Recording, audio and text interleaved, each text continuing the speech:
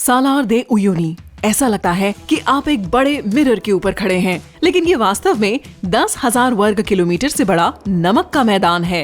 ये south America के सबसे ऊंचे देश बोलिविया में है। ये नेचुरल मिरर प्री हिस्टोरिक झीलों का बचा हुआ हिस्सा है, जो बहुत समय पहले भाप बनकर उड़ गई थी।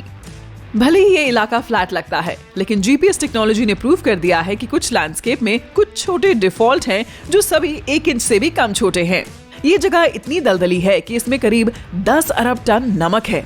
यदि आप सही समय पर वहाँ पहुँच जाते हैं, तो आसपास की कुछ झीलें पानी की एक छोटी परत से भर जाती हैं, जो आकाश के मिरर के रूप में काम करती हैं। कई लोकल लोग वहाँ से नमक और लिथियम निकालते हैं। जब आप वहाँ जाएं, तो दुनिया के पहले सॉल्ट होटल में जाना ना भूलें। आप पेरू में एक रियल रेनबो माउंटेन देख सकते हैं। वैज्ञानिक अभी भी इसको समझा नहीं पाए हैं। रंग बिरंगी चोटी तक पहुँचना मुश्किल है, लेकिन प्रकृति में नीला, लाल, हरा, पीला और गुलाबी रंग देखना यादगार बात है। बटारा गॉर्ज वाटरफॉल में 3 नेचुरल ब्रिज हैं, जिन्हें कोई भी चलकर पार कर सकता है, शानदार तस्वीरें ले सकता है और यहाँ तक कि पिकनिक भी कर सकता है। वाटरफॉल चूना पत्थर के कटाव का नतीजा है, जो लाखों वर्षों से चल रहा है। हालांकि देखने पर ऐसा लगता है कि किसी ने बीच में छेद कर दिया हो। ये टैनोरिन गांव में स्थित है, जो राजधानी बेरूत से सिर्फ 2 घंटे की दूरी पर है।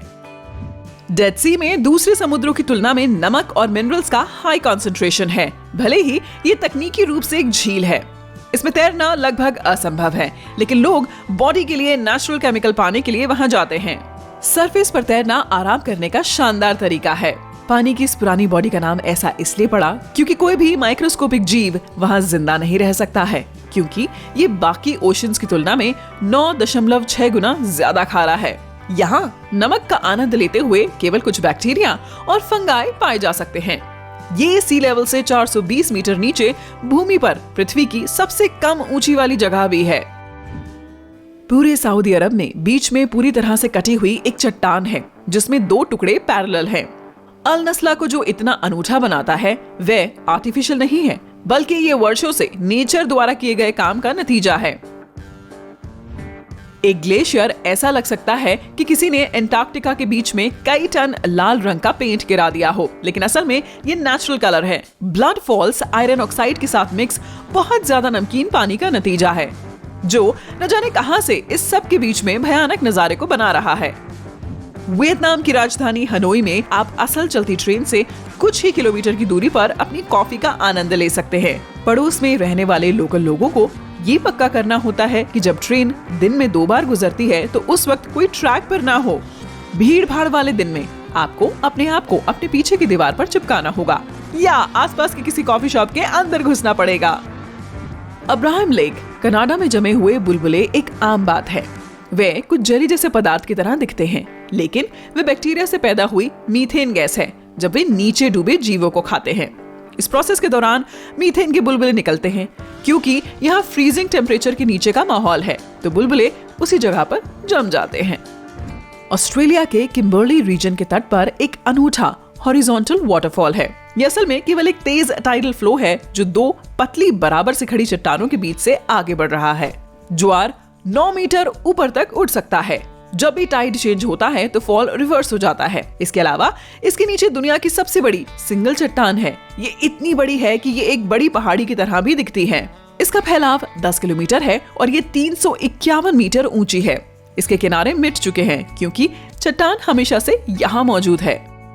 अरिज़ोना में एंटीलोप कैनियन को ऐसी जगह जहाँ पानी चट्टान से बहता है के नाम से भी जाना जाता है।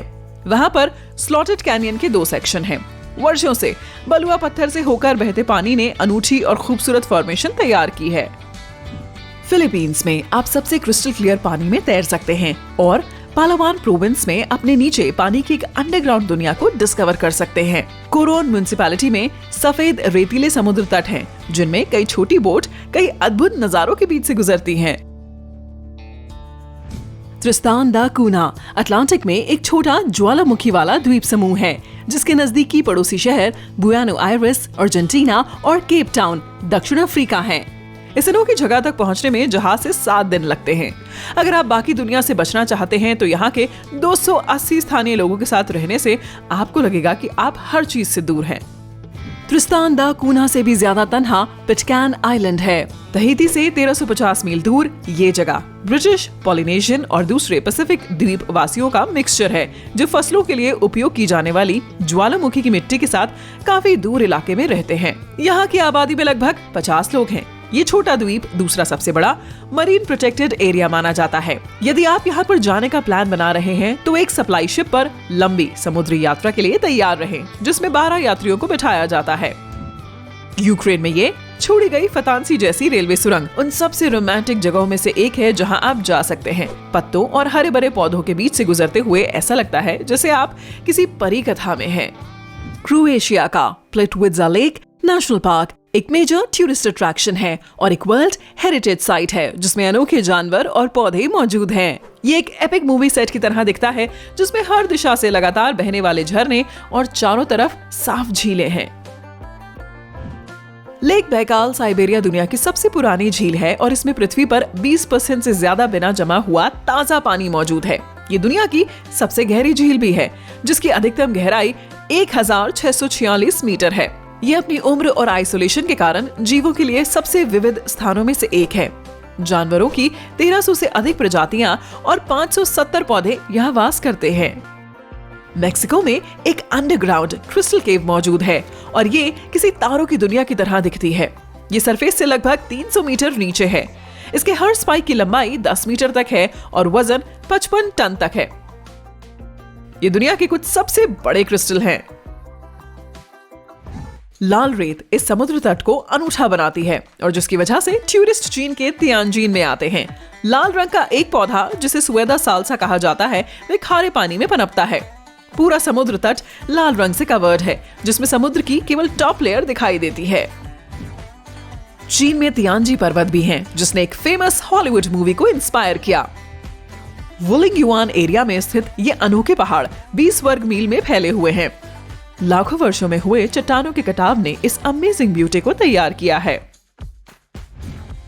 हर तरह से चमकते कैलिफोर्निया में सिकोया नेशनल पार्क है, जिसमें जॉइंट फॉरेस्ट है। ये हजारों वर्षों से हैं। इनमें 8000 से ज्यादा बड़े पेड़ भूमि पर काबिज हैं, जिसमें दुनिया के 10 सबसे बड़े जीवित पौधे शामिल हैं। जनरल शर्मन सिकोया के 2700 साल पुराना होने का अनुमान है और इसे वॉल्यूम के हिसाब से दुनिया के सबसे बड़े ज्ञात जीवित पेड़ के रूप में पहचाना जाता है।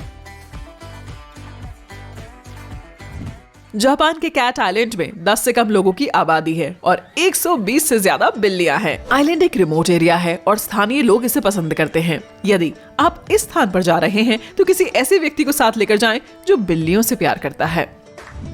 यमन दुनिया की सबसे पुरानी गगनचुंबी इमारतों और सबसे पुराने महानगरों का घर है।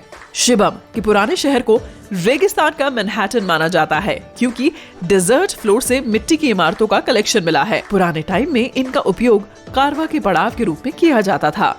ये मिट्टी ईंट की इमारतें 7 मंजिला ऊंची है और उपजाऊ मिट्टी, घास और पानी से बनी है। इन्हें ईंटों से बनाया गया था और कई दिनों के लिए धूप में सेकने के लिए छोड़ दिया जाता था। ग्राउंड फ्लोर को जानवरों और अनाज को रखने के लिए यूज किया जाता था और ऊपर के लेवल मेल जोल बढ़ाने और अच्छे नजारों को देखने के लिए बनाए गए थे। पामुक्कले तुर्की में प्राचीन गर्म झरनों की केमिकल कॉम्पोजिशन के चलते पानी को किनारे पर डालने में उसमें जादुई नजारा बनता है। वे न केवल आपके शरीर बल्कि दिमाग को भी साफ करने के लिए बहुत अच्छे हैं। इन चट्टानों की शेप और फॉर्मेशन कुछ इंसानों के काम का नतीजा नहीं है। ये तीव्र ज्वालामुखी विस्फोटों द्वारा बनाए गए हैं। वैज्ञानिक अभी भी असमंजस में हैं कि आयरलैंड में जायंट कॉजवे को इतनी अजीब तरीके की शेप क्यों मिली है। सोकोत्रा हिंद महासागर में यमन के तट पर एक एलियन जैसा आइलैंड है, जहां अब तक देखे गए सबसे अनोखे पेड़ों में से एक मौजूद है। इसे ड्रैगन ट्री कहा जाता है और ये केवल इस अमेजिंग आइलैंड पर पाया जाता है। 2008 में इसे वर्ल्ड हेरिटेज साइट के रूप में घोषित किया गया था। आइसलैंड में ब्लैक फॉल्स को ये नाम इसके आसपास के काले लावा के कॉलम से मिला है। झरने के बेस में पैनी चट्टानें हैं। इसका पूरा स्ट्रक्चर उनकी कुछ फेमस बिल्डिंग्स में देखी गई आइसलैंड आर्किटेक्चर की इंस्पिरेशन थी।